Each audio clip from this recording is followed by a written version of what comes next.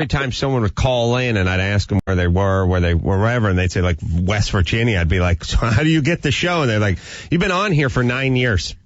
And I'd think, oh, it must feel great for the program director of the station. So anyway, Nick, go ahead.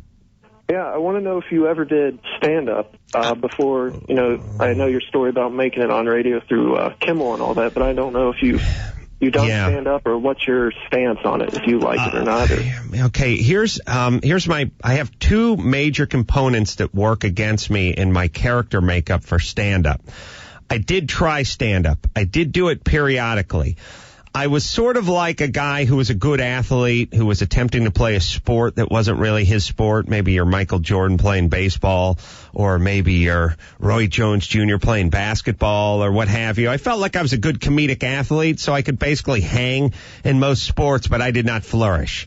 It wasn't my thing. I didn't enjoy it. And I'll tell you the two components I have working against me, and the reason it would be difficult for me to do stand-up, or it was difficult for me to do stand-up, although now maybe I could go back and do it in some different way, shape, or form. Actually, there's three components.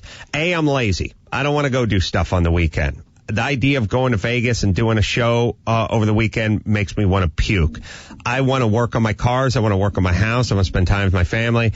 I want to watch my TiVo. I don't want to do anything. I don't like comedy that much. I mean, it's a way to pay the bills, but I'm not that into it that I want to go entertain people on the weekends. You're not the kid who was listening to the Bob Newhart record over and over. I like comedy, but I like anybody who does anything for a living. I don't want to do it on the weekend. That's why you have the weekend, I like carpentry too, but when I was a carpenter, I didn't want to do carpentry on the weekend. I want to do all the crap I didn't have time to do during the week on the weekend. That's why they call it the goddamn weekend. True. So that's number one. But the real thing that got in the way of me in stand-up comedy is I wasn't good at rehearsing and memorizing and writing and committing to memory. All the things that made me a crappy student made me a crappy comedian. What is being a good student? It's really just sitting down and focusing and writing the report and memorizing the report and turning the thing in. I couldn't do that. I wasn't good at that. I'm good at speaking off the top of my head. Extemporaneously. That's one of the words I wouldn't have used in my report because I couldn't spell it. But the point is, yes, I'm good off the cuff, but I'm not good at sitting down and memorizing. I don't like that. It's painful. It feels like homework to me. It's like reading meets school. I say to that. And then the other thing that makes me bad, and then the main reason I can't do stand-up is I don't like memorizing a joke and then repeating the joke over and over again. It would be the antithesis of comedy. What comedy is, at least what it's supposed to be, is spontaneous. That's why when they shoot sitcoms, the guys don't get to hold the scripts. And that's why good actors can pretend like something is happening for the first time, even though it's happened 1,000 times. And that's what comedy is. It's like when someone starts telling you a joke that you've heard before, joke over. When you've never heard it before, fine. When someone is telling you a story that's true versus one they made up, completely different experience.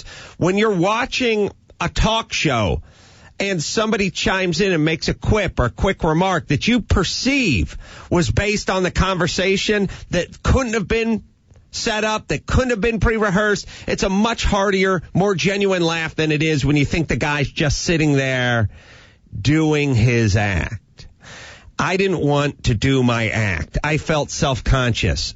I didn't like the idea of saying I just broke up with my girlfriend last week every week for 5 years. Yeah. I felt like I was lying, and it felt like it wasn't comedy. It really, that's the essence of comedy right there. That's why the best part of the comedy show is usually when a heckler interrupts and or at least you sense that what's happening is just happening in the moment. Right.